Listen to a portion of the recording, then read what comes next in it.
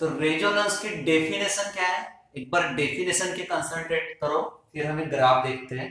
तो if a body is made to vibrate by an external periodic force, if a body is made to vibrate by an external periodic force whose frequency is equal to the natural frequency, whose frequency is equal to the natural frequency or nearly so of the body vibrate with maximum amplitude. क्या बोल रहा है, the body vibrate with maximum amplitude. So this phenomena is called resonance force. If a body is made to vibrate by an external periodic force whose frequency is equal to the natural frequency, उसकी frequency natural frequency से equal रहेगी या फिर उसके nearly रहेगी, तो किसकी, body की, तो body vibrate with maximum amplitude, body maximum amplitude के साथ क्या होगा, वाइब्रेट होगा, और इस फिनोमेना को बोलेंगे हम रेजोनेंस। अब यहाँ पे वाई एक्सिस पे दिखा है हमने एम्पलीट्यूड ऑफ फोर्स वाइब्रेशन। अब यहाँ पे देखो ये है मैक्सिमम एम्पलीट्यूड, तो अब ये देखोगे तुम,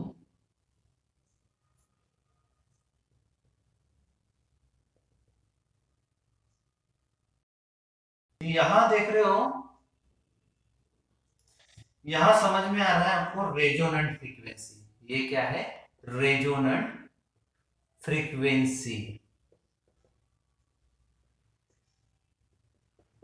बोला ये मैक्सिमम एम्पलीट्यूड, देखो ये हाईएस्ट है यहाँ पे, तो अब यहाँ पे मैक्सिमम एम्पलीट्यूड क्या से हो रहा है, तो body vibrate with maximum amplitude, तो इसी को क्या बोलेंगे, रेजोनेंट फ्रीक्वेंसी। ये है ना, ये क्या है, रेजोनेंट फ्रीक्वेंसी।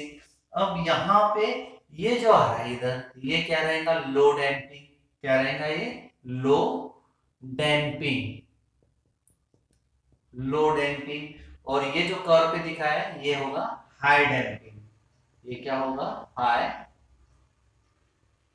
डैम्पिंग। दोनों के इसमें देखो फर्क दिख रहा है, ये वाले कर्व में और ये फर्क में, ये है लो डैम्पिंग का और ये है हाई डैम्पिंग का। तो अब यहाँ पे ये रेजोनेंट फ्रीक्वेंसी और नेचुरल फ्रीक्वेंसी, एक तरफ हमने रेजोनेंट फ्रीक्वेंसी दिखा दी है और एक तरफ natural frequency of the body.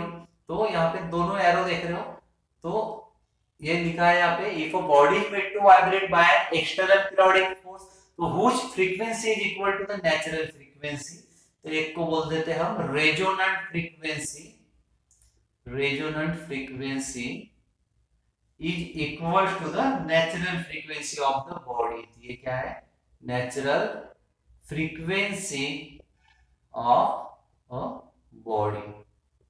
तो ये हो गया, और तो यहाँ पे हमको समझ में आ रहा है, जो एक्स एक्सिस पे हम क्या दिखा रहे हैं, एक्स एक्सिस पे दिखा रहे हैं फ्रीक्वेंसी ऑफ फोर्स वाइब्रेशन, क्या है, फ्रीक्वेंसी ऑफ फोर्स वाइब्रेशन, ठीक है।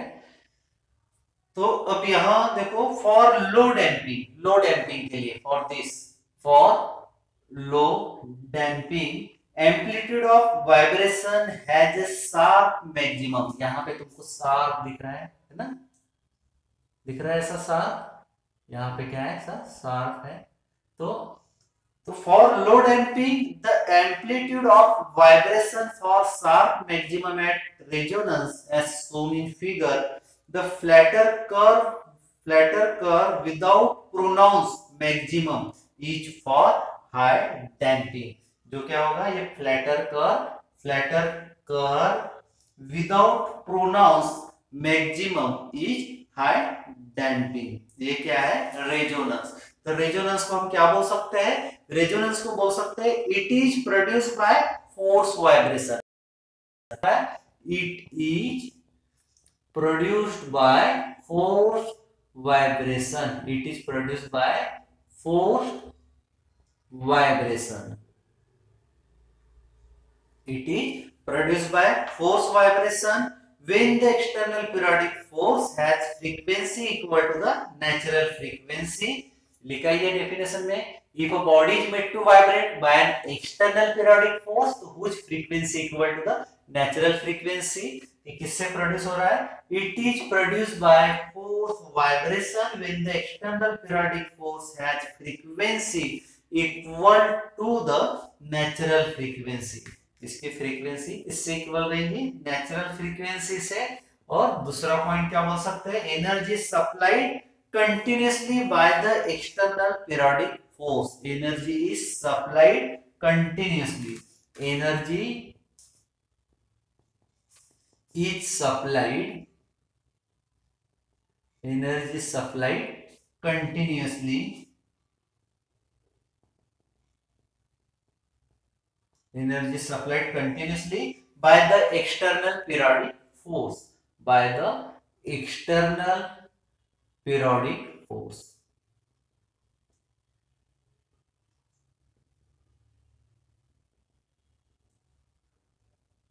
By the external periodic force to compensate loss of energy due to dissipative force.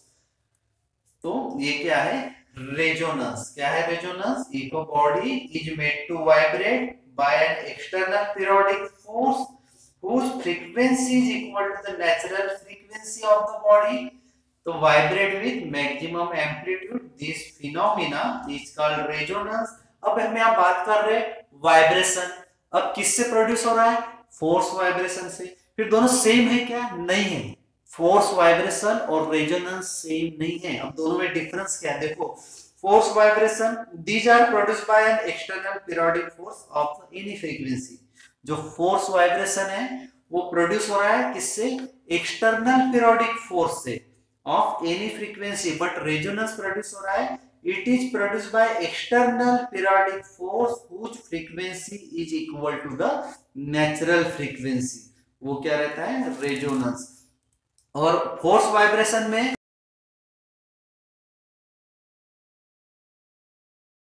Natural frequency of the body क्या रहता है? फोर्स वाइब्रेशन में the frequency of vibration is in general different from the natural frequency of the body। तो और resonance में क्या होता है? The frequency of vibration is the same. जो फोर्स वाइब्रेशन है, फोर्स वाइब्रेशन शॉर्ट में लिखो फोर्स वाइब्रेशन, इसमें क्या रहता है? डिफरेंट। क्या डिफरेंट रहता है? क्या डिफरेंट रहता है? Natural frequency of the body in general different from the natural frequency. और ये जो रेजोनेंस है, रेजोनेंस में क्या रहता है? सेम रहता है। रेजोनेंस में क्या रहता है? सेम। तो सेम और nearly the natural frequency of the body. तभी तो हम बोल रहे हैं frequency is equal to the natural frequency. तो amplitude of vibration is usually very small. Force vibration ये क्या है? यहाँ पे बोले तो फोर्स वाइब्रेशन, यहाँ पे जो एम्पलीट्यूड है वेरी स्मॉल रहता है। यहाँ पे एम्पलीट्यूड इज वेरी स्मॉल। किसमें? फोर्स वाइब्रेशन में। फोर्स वाइब्रेशन में एम्पलीट्यूड वेरी स्मॉल रहता है। और यहाँ एम्पलीट्यूड देखो, ग्राफ में देख रहे हो, ये है लार्ज। तो यहाँ पे एम्पलीट्यूड क्या रहता है? Very large. यहाँ पे लिख सकते हैं amplitude of vibration is large. Amplitude of vibration is large. किसमें? रेजोनेंस में। तो यह है रेजोनेंस, ठीक है। बट किससे प्रोड्यूस हो रहा है? फोर्स वाइब्रेशन से। बट फोर्स वाइब्रेशन में जो एम्पलीट्यूड है वो वेरी स्मॉल रहता है, और रेजोनेंस में एम्पलीट्यूड क्या रहेगा? लार्ज रहेगा, ठीक है। इसमें जो फ्रीक्वेंसी है इसमें डिफरेंट रहेगी और इसमें सेम रहेगी, क्योंकि यहाँ लिखा ही है equal to the natural frequency. तो यह है रेजोनेंस।